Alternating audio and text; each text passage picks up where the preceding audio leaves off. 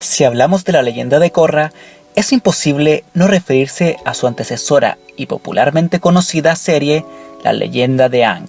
La Leyenda de Aang, sin duda, es una, o si no, la mejor serie animada creada, donde el carisma de sus personajes, seguido del atractivo y desarrollo que estos tienen, nos hacen empatizar y adentrarnos progresivamente en su universo. Personajes como Zuko, el tío Airo, Toph, Sokka, Katara y su protagonista Aang nos hacen agarrarle cariño a la historia y querer ver más de estos. Cada uno de estos es un personaje con sus principios e historia de vida que se refleja en su actuar y en el aprendizaje que tienen al finalizar la historia. Son personajes que cumplen cada uno su rol perfectamente y que aportan el grano de arena correcto para equilibrar el buen desarrollo de la obra. Pero para hablar de esta magnífica serie será en otro video. La razón de por qué hago este video es porque recientemente acabo de terminar de ver La Leyenda de Korra, luego de mucho resquemor y prejuicios que tenía de verla, ya que en internet había leído comentarios muy negativos prácticamente diciendo que esta serie arruina todo lo creado en La Leyenda de Aang, por lo que al terminar La Leyenda de Aang y ver un poco del primer capítulo de Korra, decidí dejar de ver la serie y quedarme solamente con la experiencia de la primera obra. Al pasar el tiempo y ya en el contexto actual, decidí darle una oportunidad a esta secuela y resolver por mí mismo si esta era merecedora o no de tantas críticas y desprestigio. Al terminar la serie ayer y revisar algunos videos en YouTube sobre esta y principalmente los comentarios en esos videos, no puedo estar más en desacuerdo con lo que vi y leí. Es cierto, La Leyenda de Korra no es siquiera comparable a la calidad de todo lo nombrado anteriormente de La Leyenda de Aang, partiendo por el carisma de los personajes, seguido por la historia y su desarrollo, los conflictos internos de los personajes y las enseñanzas de estos, etc. Muchas cosas que la primera serie le da una pasada no solo a Korra, sino a muchas más series y animes incluso. Pero eso no es algo de extrañarse. Es decir, hay pocas series animadas y animes que se comparan a La Leyenda de Aang. Pocos personajes tan entrañables como el tío Airo, graciosos como Sokka, con el desarrollo de Zuko, en fin, no quiero redundar más en la primera serie. Lo que quiero decir es que sí, Korra no se compara con La Leyenda de Aang, pero eso no la hace ser una mala serie, y tiene cosas bastante positivas desde mi punto de vista, que las hacen ser para mí una buena serie. Para abordar esa idea, evaluaré unos puntos que te pasaré a compartir acá. Primero, uno de los fallos, o más bien, críticas que se le hicieron a La Leyenda de Aang es que su villano principal, entre comillas, porque todos consideramos a Azula como la mejor, hablo del Señor del Fuego, Ozai, fue uno de los aspectos débiles de la serie, poco trabajado y con una personalidad y motivaciones bastante precarias para la calidad de la serie. En el caso de Korra, considero que los 4 villanos que se nos presentan, y principalmente Amon y Sahir, son antagonistas que desde mi punto de vista tenían motivaciones, una actitud y pensamientos que me hacen valorarlos por encima del padre de Zuko y Azula. Es cierto que sus apariciones se reducen a prácticamente solo una temporada, pero Ozai, pese a ser como concepto la maldad presente en toda la historia, es en el último libro donde hace su aparición realmente decisiva. Ozai no fue muy bien desarrollado ni implicado a medida que su serie avanzaba, y solo fue importante en el final y en el conflicto de Aang sobre si matarlo o no. Pero para mí, Amon, a partir de buscar erradicar, o mejor dicho, equilibrar las fuerzas entre los maestros y no maestros, me pareció genial, incluso como concepto político y social, y trabajando con algo que se me hizo muy coherente apreciar en tiempos más modernos como los que se contextualizó la serie. Hablo de un pensamiento más racional y crítico por parte de la gente que no tenía esos poderes. Además, gracias a él y su hermano Tarlok, se abordó la sangre control, un subelemento que si bien no tuvo mucha importancia en La Leyenda de Aang, sí en su aparición dejó un gran capítulo y las ganas de saber más sobre este. Es cierto que el desenlace de Amon no fue muy bueno y su idea perdió validez al ser desenmascarado como un maestro y no como un ente igualitario, pero siento que en general se trabajó muy bien, principalmente su visión del poder y el miedo que generaban Korra y el resto de los maestros. Saheer, por su parte, fue un antagonista que tenía una visión y búsqueda de una libertad más anárquica, donde terminó generando un caos enorme principalmente en el Reino Tierra. Este fue el culpable de envenenar a Korra y hacer que ésta cayera en un momento de depresión, y además él fue capaz de conseguir el poder de volar, donde al desligarse de sus ataduras mundanas y al morir su novia, pudo lograr algo que ni el mismísimo Aang pudo lograr, al intentar desligarse de Katara. Es por eso que para mí, Saheer es un personaje muy interesante, que incluso en la última temporada ayuda a Korra a entrar al mundo espiritual y vencer sus temores para detener a Kuvira, quien buscaba tener el control total de Ba Sing Se y Ciudad República.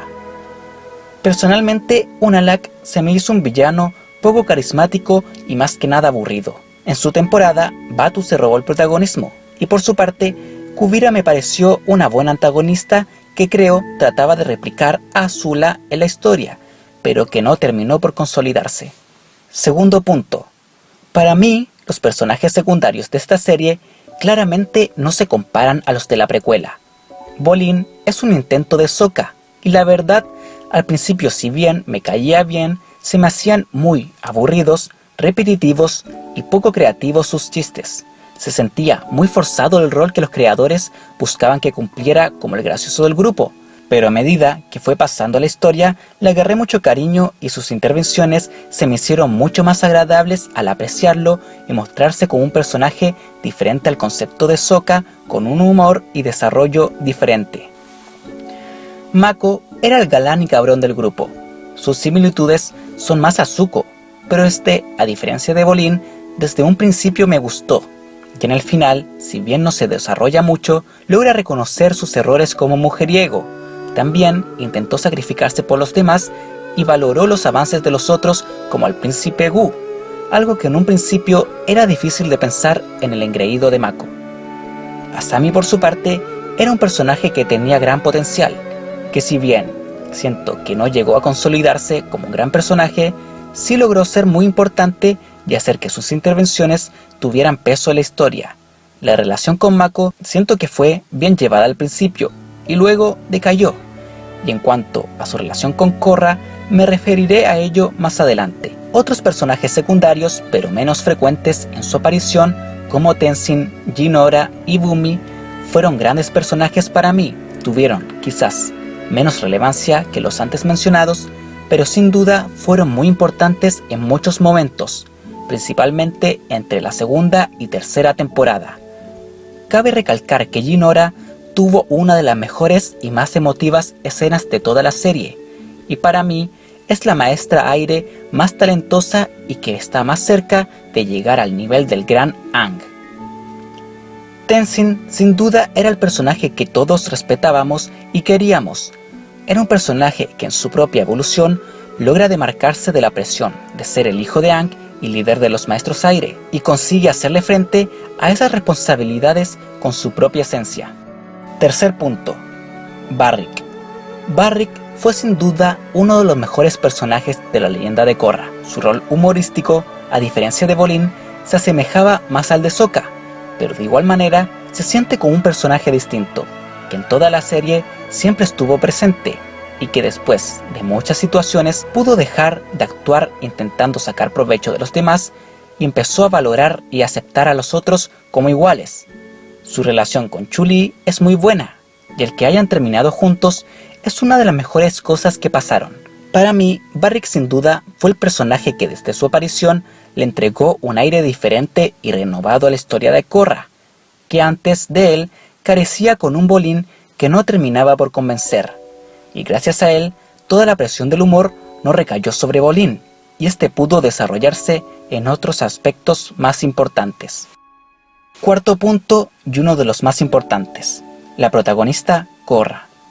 La mayoría de las críticas que he leído hacia esta serie son dirigidas principalmente a Korra. Vi muchos comentarios negativos hacia ella como personaje, tanto por su personalidad como por el nulo avance que dicen que tiene, y realmente no comparto para nada esa apreciación. Primero, hay que decir que Korra no es Aang, es completamente diferente a él. O sea, si esperabas ver en Korra a un protagonista que te recordara al calvo maestro aire, pues era imposible que lo obtuvieras. Korra no es solo diferente a Aang, es todo lo contrario a él. Ella en un principio es alguien orgullosa, confiada de sí misma, displicente, casi irresponsable en su actuar, donde pocas veces seguía el consejo de un otro y en la mayoría de los casos se dejaba llevar por lo que ella quería hacer. Era impaciente y poco conectada al aspecto espiritual al que por el contrario Aang se hacía gala de poseer. En el principio se recalca que es una prodigio que aprendió rápidamente 3 de los 4 elementos y que físicamente era una luchadora 10 puntos, pero se nos comenta que su déficit estaba en el aspecto espiritual y mental. Es por eso que el elemento que más le costó aprender fue el aire, porque era todo lo contrario a su forma de ser. El proceso de aprendizaje de Korra para mí es muy bueno. En la primera temporada, ella se nos muestra orgullosa de ser una maestra y principalmente el avatar. No le desagradaba la idea de serlo y la verdad desbordaba confianza. Todos estos aspectos comienzan a decaer a medida que se nos introduce al villano Amon. Este llega a aparecer incluso en pesadillas de Korra, quitándole la confianza propia de ella. Ella necesitaba del apoyo de los demás para hacerle frente, y la verdad es que estaba asustada de perder lo que le brindaba la seguridad que tenía. Hablo de sus poderes. En este conflicto, el recordar los sucesos de su vida pasada, así como la ayuda de Aang, le sirven de gran manera para poder ganar y entender de qué manera estaba relacionado Amon con la sangre control y su padre, quien fue enemigo de Aang anteriormente. En la segunda temporada, Korra sigue dejándose llevar por lo que piensa, y por eso deja a un lado su entrenamiento con Tenzin para aprender junto a Unalaq. Pronto se da cuenta que este tiene aspiraciones malignas y gracias al tío Iroh logra adentrarse de buena manera en el mundo espiritual sin afectar negativamente a los espíritus, ya que aprende a controlar sus emociones negativas de desesperación porque las cosas no fueran como quería principalmente. La historia del Avatar One sin duda fue un plus enorme para esta temporada y sirvió para entender muchas cosas sobre la leyenda de Aang incluso. En el desenlace, con Batuu y Korra enormes, sin duda los creadores se fliparon, pero Korra logró acceder e interiorizarse en el aspecto espiritual que le faltaba, pero al mismo tiempo perdió la conexión con sus vidas pasadas, entre ellos Aang. Ya en la tercera temporada, Korra sufre de gran presión de la gente como de los políticos del mundo por haber conectado el mundo terrenal con el espiritual. Acá debe hacerle frente a muchos conflictos e incluso es, por decirlo así, desterrada de Ciudad República. Korra se da cuenta de que sus responsabilidades son con todo el mundo y no solo con Ciudad República. Además, debe hacerse cargo de generar una convivencia sana entre los mundos espirituales y físico, e incluso encontrar a los Maestros Aires para refundar la Nación del Aire. En fin, en esta temporada es donde Korra debe lidiar con más presión que nunca. Todo eso, sumado a que un grupo liderado por Saheer y llena de maestros de habilidades asombrosas, quieren raptarla y matarla. Todo esto hacen que al terminar la temporada y al quedar en silla de ruedas, Korra caiga en una profunda depresión que la llevó a estar mal por años y que solo pudo superar haciéndole frente a sus temores y presiones, haciéndose cargo de su labor como avatar y siendo consciente de que siempre tendrá que lidiar con el peligro y con la frustración de perder. Por lo que, en este punto, Korra ya no es más la chica orgullosa y bromista que era. Maduró, se dio cuenta de que su labor no es un símbolo que le permite ser superior a los demás, sino que conlleva una responsabilidad enorme, ya que no puede desligarse de lo que no le interesa e irse. Debe hacerse cargo del equilibrio del mundo. Ya no actúa sin pensar en las consecuencias y en las visiones de los demás. Incluso las escucha, como cuando se enfrenta a Kuvira. Ella no quería resolver el conflicto de esa manera, pero debe hacerlo porque ya no queda opción. Se vuelve responsable en sus actos y empática, porque aun cuando Kuvira intentó matarla, Korra la salvó, y a partir del sufrimiento que ella vivió, comprendió a su enemiga de una manera que en el pasado era impensado. Korra deja de ser testaruda y acude con Saheer para resolver sus temores. Se vuelve agradecida, principalmente con la persona que la vio desarrollarse y que tuvo que soportar todos los caprichos de esta. Hablo de Tenzin, y todo eso se ejemplifica en una de las escenas finales. Es por todo eso que yo siento que si bien no es un desarrollo digno de Zuko, Korra sí es un muy buen personaje, que si bien se equivoca muchas veces, termina madurando y afrontando sus labores, aunque estos conlleven a que ella deje de lado sus deseos y caprichos. Es su misión y debe realizarla de la mejor manera. Korra debió lidiar con muchas presiones y complicaciones. Cuando cayó en depresión, pese a que quería salir adelante, también se sintió refugiada en su déficit para no hacerse cargo de lo que debía, y eso es algo muy humano. Finalmente logró vencer, pero recorriendo un muy largo camino de aprendizaje. Además, no debemos obviar el hecho de que la esencia de Korra es la de un maestro agua, donde a partir de la explicación que le da el tío Iroh a Zuko, podemos decir que el elemento agua es el elemento del cambio, y lo que logró Korra fue precisamente cambiar el mundo como era conocido, conectándolo con el mundo espiritual y logrando que renacieran los maestros aires. Y sobre todo, ella también cambió, y de gran manera a como era en el inicio de la historia. En cuanto a la relación con Asami, realmente creo que se veía venir un acercamiento mayor entre ellas, pero se dio muy de repente el que terminaran juntas.